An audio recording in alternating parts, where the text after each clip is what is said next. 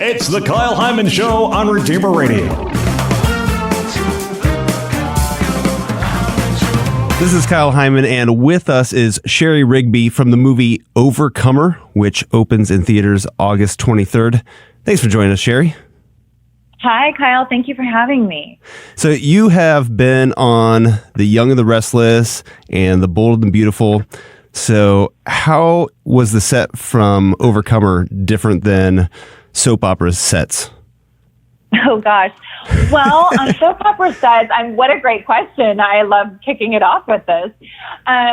Being on a soap opera set, it's funny, it's such a well-oiled machine, but so is Overcomer. The Kendricks really have an incredible team of people working for them. But I think what the difference is that working on a soap opera, you will film anywhere from 70 to maybe even 90 scenes a day, which is massive when you think about the level of work with cast and crew. And then compared to a movie, you're maybe shooting 3, 4, maybe 5 scenes a day maximum.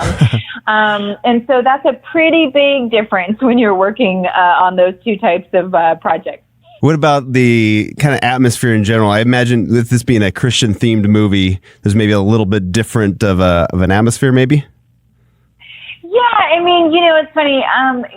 Overcomer, the Kendricks have it. They just really are the real deal. So they're really walking out what they're talking about all the time. And that is also in the way that their cast and crew is handled as well. And so it is really dialed in. And I will say it is a beautiful atmosphere to work in. And, as far as the soaps go, it's very, how do I say it? It's not very personal. It's more like you walk onto set, you go into wardrobe hair. It's very quick.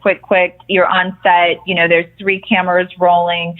And, you do your scene, and there's not a whole lot that goes into that. After you're done, they roll the cameras into another area, where here on this particular set, you're really having these moments in between each take, and you're really talking through things, and you're really engaging with the other cast and crew. And so just super blessed to be on their project. But also, the soaps, to me, man, they were incredible. What an experience. And they're fantastic.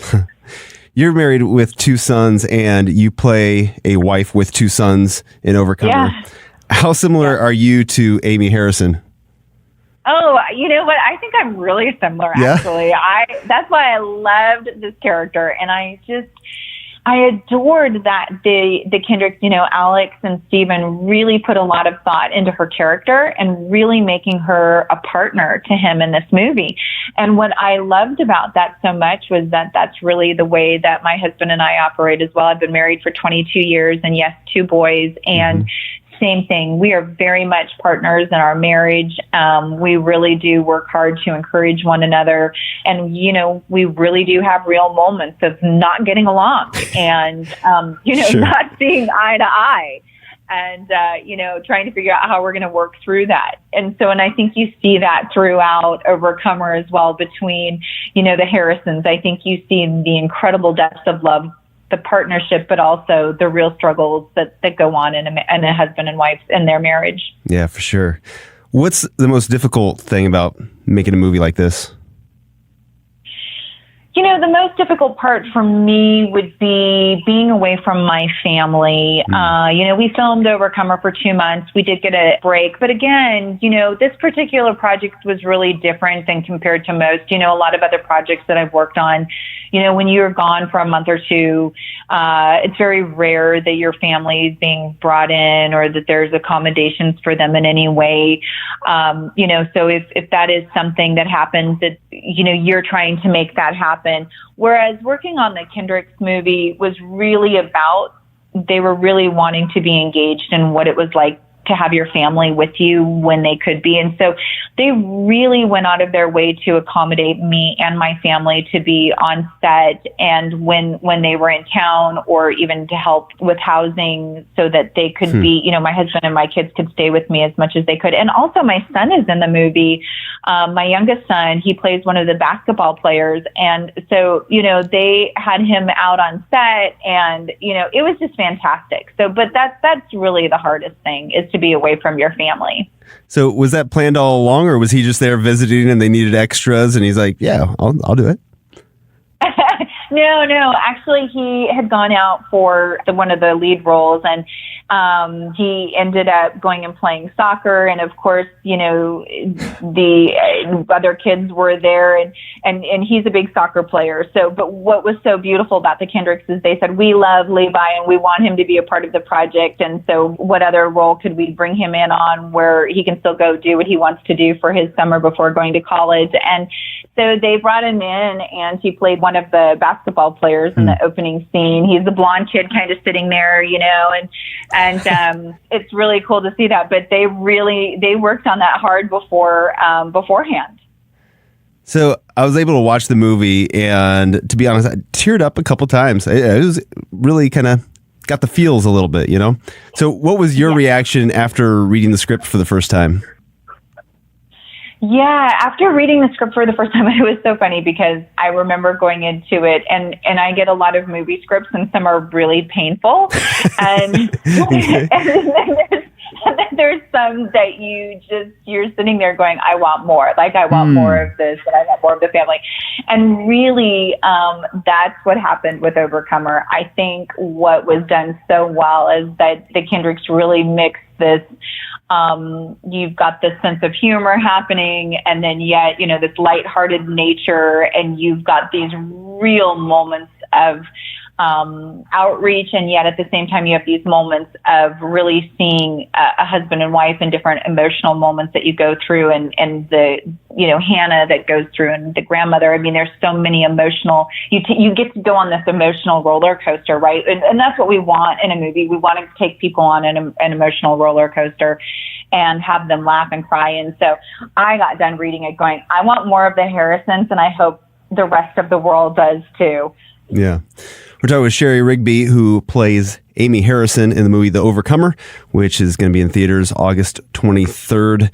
And I remember when I first saw the trailer quite a while ago, I felt like they'd given everything away. I was like, what's left for surprises in the movie? It just seems like it kind of covered all the bases. But there's a lot that's in the movie that I had no idea by just watching the trailer. So without giving too much away, how would you explain Overcomer and what it's about?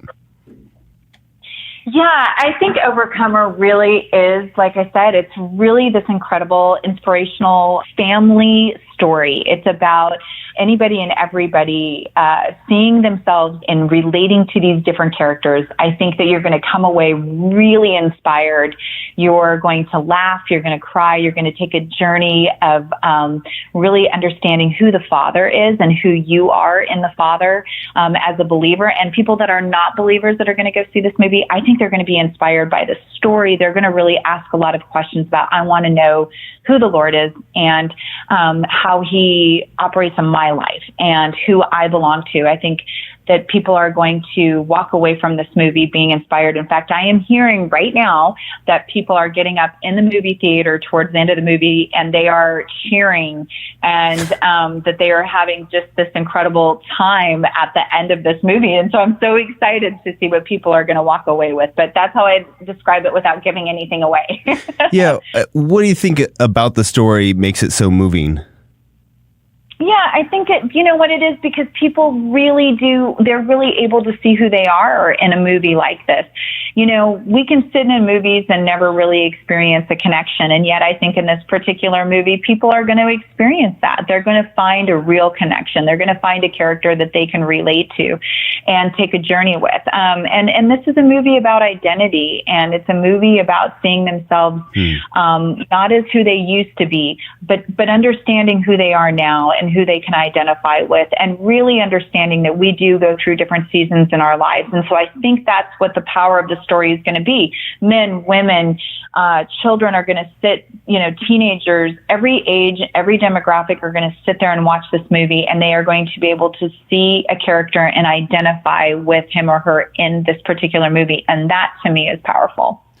Well, and I think, like you mentioned, as the couple isn't always getting along, I think one thing that always connects with me is when people have flaws, because I can't really relate to somebody that's perfect. And so kind of seeing all these different characters and they have strengths and weaknesses and you can relate to that, and it makes it a little bit easier. Right. When somebody's watching this, I feel like that there's a bunch of different age ranges that it hits as well. What do you think?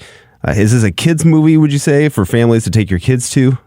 Absolutely. This is a movie for everybody. And I think exactly what you just said is like, you know, there is a character in this movie that every single age group and demographic, men, women, children, diversity, like everybody can come into this movie and relate to somebody. And that's huge, because that doesn't always happen. And I think this is a family movie. I think that parents are going to want to take their teens, their children to this movie.